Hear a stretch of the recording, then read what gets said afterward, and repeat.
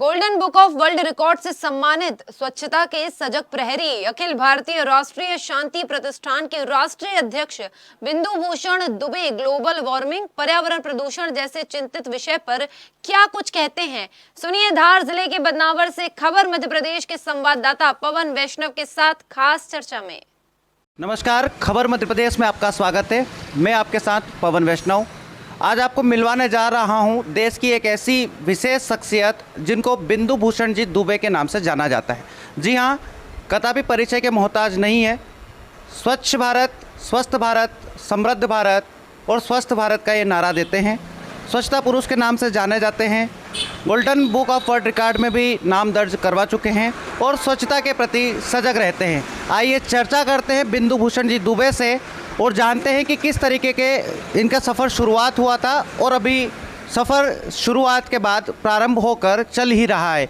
नमस्कार दुबे जी, किस प्रकार से स्वच्छता के प्रति सजगता का ये जो माहौल आपने निर्मित किया है, इसकी शुरुआत किस प्रकार से हुई थी? 2015 में मुझे स्वच्छ भारत अभियान, स्वच्छता अभियान झारखंड प्रदेश के संयोजक का दायित्व प्राप्त हुआ।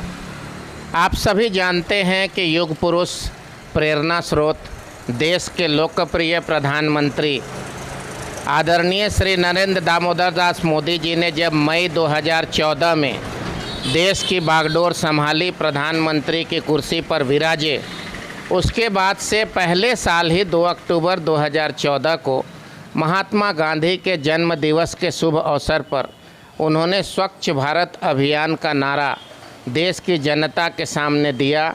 स्वच्छता को सेवा कहा, स्वच्छता को संस्कार कहा।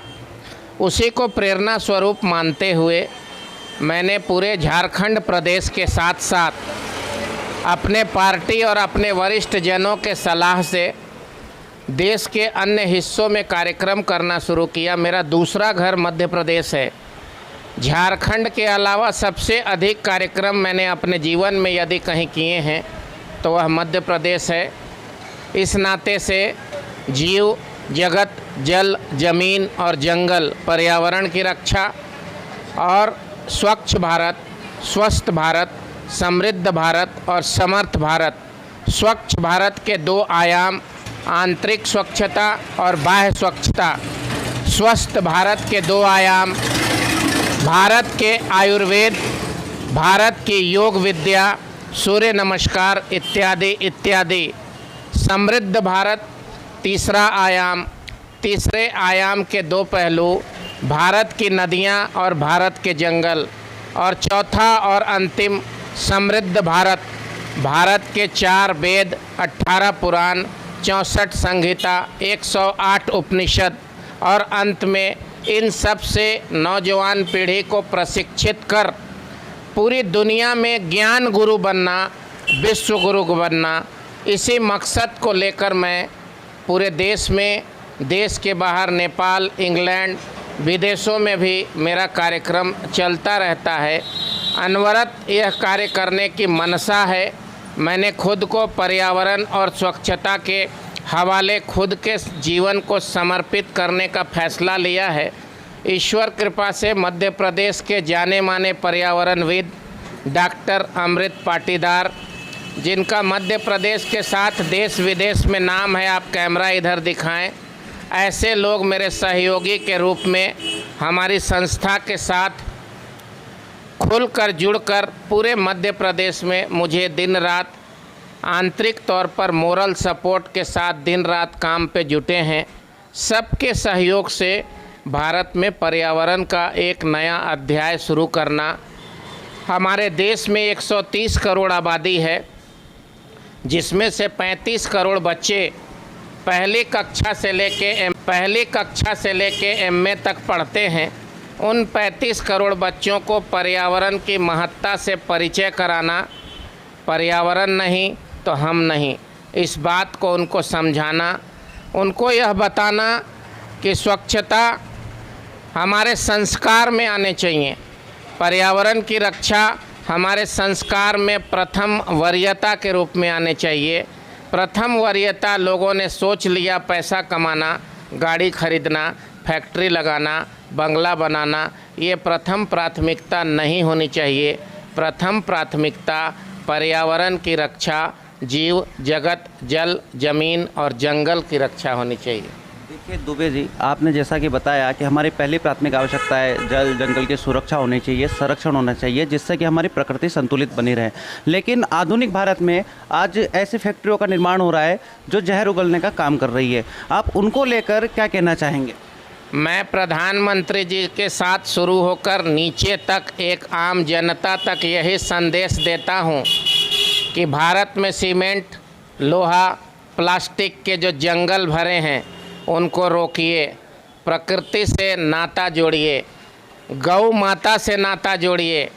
जहाँ गौ माता होगी वहाँ गोबर होगा। गौ माता के नाम पर लोगों ने 2 किलो दूध देने वाली एक जानवर समझ लिया, जबकि आपकी किस्मत गौ माता बदल सकती है। जहाँ गौ माता का गोबर होगा वहाँ सकारात्मक ऊर्जा होगी।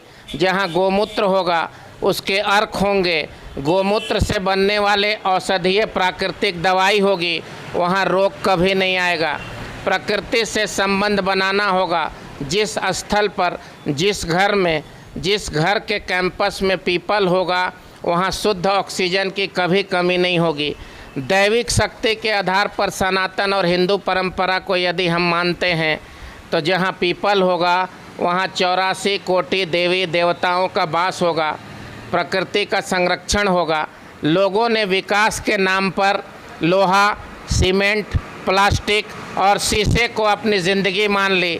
लोहा, सीमेंट, प्लास्टिक और शीशे के 50-50 माले की बिल्डिंग बनाकर जो 25, 30, 40 साल में समाप्त हो जानी है, लोगों ने विकास मान लिया, जबकि ये विकास नहीं, ये विनाश है। अगर आप एक पीपल का पेड़ लगाते हैं, संरक्षित कर उसे बड़ा करते हैं तो 1000 साल तक वह पीपल का पेड़ खड़ा रहेगा। हर साल वह पीपल का पेड़ सैकड़ों दाने गिराकर नए पीपल के पेड़ को सृजित करेगा। हर दिन 24 घंटे वह पीपल का पेड़ 7 से 10 लोगों के लिए, बड़ा पीपल का पेड़ है तो 10 लोगों के लिए, छोटा पीपल का पेड़ है तो 5 से 7 लोगों के लिए ऑक्सीजन पैदा करेगा। 10 से 20 लोगों के लिए एक प्रौढ़ पीपल का पेड़ आपके शरीर से जो कार्बन डाइऑक्साइड जहर ने ऑक्सीजन पैदा करेगा। 10 से 20 लोगों के लिए एक प्रौढ़ पीपल का पेड़ आपके शरीर से जो कार्बन डाइऑक्साइड जहर निकलती है उसे सोख लेगा। उसे सोख कर आपके ज़िंदगी में राहत की सांस देगा। पिछले 2 वर्षों में पृथ्वी के 800 करोड़ लोगों ने सांस के लिए लड़ाई लड़ी है। कोरोना क्या है? कोरोना शुद्ध ऑक्सीजन के लिए ज़िंदगी को बचाने की जहूज़त थी। पूरी दुनिया कांपती रही है कोरोना से, आज भी कांप रही है। इसका एकमात्र उपाय है पर्यावरण संरक्षण, ऑक्सीजन की मात्रा में सुधार और प्रथम प्राथमिकता पर्यावरण का संरक्षण और उसका विकास होना चाहिए।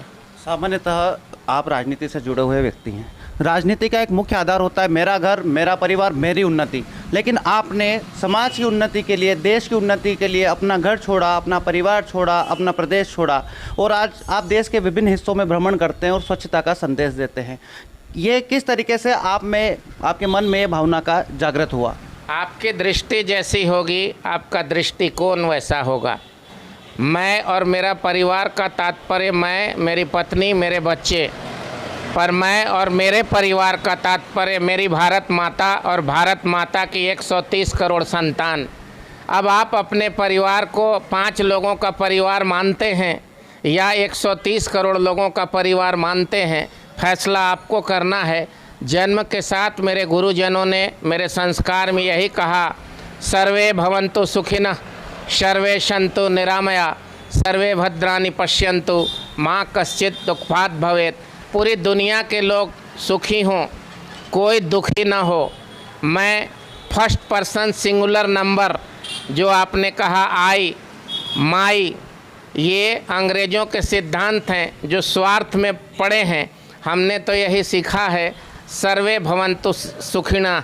और आपने गाना भी सुना होगा, धरती मेरी माता और पिता आसमान। हम उसी सिद्धांत को मानने वाले लोग हैं। धरती मेरी माता है। धरती के वसुधैव कुटुंबकम, धरती के 800 करोड़ लोग चाहे वो किसी भी धर्म, किसी भी मजहब को मानने वाले हैं, वो हमारा है, हमारे भाई बहन हैं, सभी सुखी हों, किसी को रोग ना हो, किसी को तकलीफ़ ना हो। इसी सिद्धांत को मानते हुए पूरी भारत में प्रदक्षिणा करना, घूमना, पूरी दुनिया को समझना, जानना और पर्यावरण और प्रकृति को भगवान मानते हुए इसको आगे बढ़ाना, यही हमारा मकसद है। भारत सरकार द्वारा स्वच्छता के लिए तमाम तरीके के उपाय अपनाए जाते हैं, लेकिन फिर भी धरातल पर स्वच्छता का वो माहौल निर्मित नहीं हो पाता है जो होना चाहिए। आप स्वच्छता के प्रति समर्पित व्यक्ति हैं, ऐसे क्या प्रयास होने चाहिए, क्या सुझाव होने चाहिए जिससे आखिरी तबके तक स्वच्छता का संदेश पहुंच सके? भारत में मैंने जैसा कि कहा कि 35 करोड़ बच्चे पहली कक्षा से एमए तक पढ़ते हैं। बच्चों को बाल्यकाल में संस्कार देना पड़ेगा। एक व्यक्ति कहता है कि तुम्हारे दीवार पर पीपल की एक छोटी सी जड़ निकल गई तो उसे नोच डालो, घर को बर्बाद कर लेगा। उसे पीपल की चिंता नहीं, घर की चिंता है। भाई मेरा राजेश राठौर जहां हम मौजूद हैं, इस घर में इस पीपल के पेड़ को दिखाइए, ये एक उदाहरण है। लोगों को निजी स्वार्थ से ऊपर उठकर प्राकृतिक संरक्षण की दिशा में सोचना होगा। भारत के 30 करोड़ बच्चों को प्रेरणा देनी होगी कि तुम भी बच्चों को प्रेरणा देनी होगी कि तुम भी पीपल लगाओ। पीपल को देव वृक्ष कहते हैं, बरगद को अमर वृक्ष कहते हैं, आंवले को अमृत वृक्ष कहते हैं, नीम को स्वास्थ्य वृक्ष कहते हैं। इन पेड़ों को तुम भी लगाओ। इन पेड़ों को लगाने से सकारात्मकता और स्वस्थ भारत की नींव रखी जाएगी। हमारे बच्चों को हम पढ़ाएंगे और अंतिम पंक्ति बच्चों को यही पढ़ाएंगे कि तुम अपने बच्चों को ये कसम देना कि पृथ्वी से कर्ज लेकर नहीं जाना। कैसा कर्ज? एक व्यक्ति 24 घंटे में ऑक्सीजन लेता है, एक अस्पताल 24 घंटे में ऑक्सीजन चढ़ाने का 5,000 रुपया लेता है, 1.5 लाख रुपया महीने का लेता है, साल भर का 18 लाख रुपया लेता है, 10 साल का 1,80,00,000 रुपया लेता है, 50 साल का 9 करोड़ लेता है। अगर हम पूरी जोड़ लें, 80 साल अपनी उम्र मान लें, तो एक व्यक्ति 14,40,00,000 रुपए का सांस लेता है।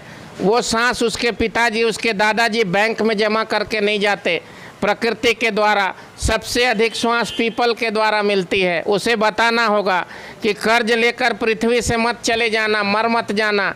हम ये कहेंगे कि स्वर्गवासी हो गया, लेकिन वो भी झूठ बोलेंगे, क्योंकि जो व्यक्ति श्वास का कर्ज लेकर भगवान का दुनिया से चला गया, वह स्वर्गवासी नहीं, वह नरकवासी भी नहीं होगा। इन बातों को बच्चों को बताना होगा कि मेरे प्यारे बच्चों, तुम्हारे ज़िंदगी का प्रथम मकसद पर्यावरण का संरक्षण, पर्यावरण का विकास है और आने वाली पीढ़ियों को परंपरागत शिक्षा देना, गौ माता की सेवा करना। अगर तुम्हारे घर में गौ माता हैं तो कभी तुम्हारे माथे पे कर्जा नहीं होगा। अगर तुम्हारे घर में गौ माता हैं तो कभी तुम्हारे शरीर में रोग नहीं होगा। अगर तुम्हारे घर में गौ माता हैं तो कभी तुम्हारे घर में नकारात्मक ऊर्जा नहीं आएगी। और अगर तुम्हारे घर में गौ माता हैं तो कभी अन्नपूर्णा, किसी प्रकार के अन्न और वस्त्र की कमी नहीं आएगी। इस बात को आने वाली पीढ़ी को प्रशिक्षित करना है, जो हम नहीं कर पा रहे हैं। जैसा कि आपने कहा कि मैं, मेरा परिवार, हम संकुचित दायरे से बाहर निकलें, व्यापक सोच रखें। वसुदेव कुटुंबकम, पूरी पृथ्वी हमारी माता है, आसमान हमारे पिता हैं। इसी के सिद्धांत को लेकर हम आगे बढ़ें। इसी सोच के साथ मैं निकला हूँ और जब तक ऊपर वाले ने कृपा रखी है मेरे ऊपर, मैं आने वाली पीढ़ी को, युवाओं को, बच्चों को यह बात उनके दिमाग में घर कर देना चाहता हूँ, उनको पूरी तरह से आश्वस्त कर देना चाहता हूँ। ग्लोबल वार्मिंग जैसी समस्याएं बढ़ती चली जा रही है, इससे बचने के लिए क्या संभावित उपाय हो सकते हैं, ये बताइए। मैं पिछले इतने देरों से पर्यावरण संरक्षण, ग्लोबल वार्मिंग की ही बात कर रहा हूँ। इसका यही उपाय है कि जन्म लेते के साथ प्रत्येक बालक और बालिका एक पेड़ लगाए, उसकी रक्षा करे और उसको बड़ा करे। नदियों में कचरा ना डाले, नदियों को स्वच्छ रखे, नदियों को स्वच्छ रखने में अपनी सहयोग प्रदान करें। छोटे छोटे चिड़ियों को दाना डाले, प्रकृति के वो पहरुए हैं, प्रकृति के रक्षक हैं पक्षी, उनकी रक्षा करे, गौ सेवा करे। आने वाले समय में पर्यावरण के संरक्षण के लिए 24 घंटा चौकस रहे, सचेत रहे। तभी ग्लोबल वार्मिंग वैश्विक तौर पर जो समस्या निकली है, उभरी है, वो ख़त्म होगी। ये थे हमारे साथ स्वच्छता के ब्रांड एम्बेसडर बिंदु भूषण दुबे जी, जो विभिन्न प्रदेशों की यात्रा करते हैं, स्वच्छता का संदेश देते हैं और लोगों को जागरूक करने का काम करते हैं। इसी तरह की खबरें देखने के लिए बने रहिए हमारे साथ। कैमरा पर्सन योगेश चौहान के साथ बदनावर से विशेष संवाददाता पवन वैष्णव की खास रिपोर्ट।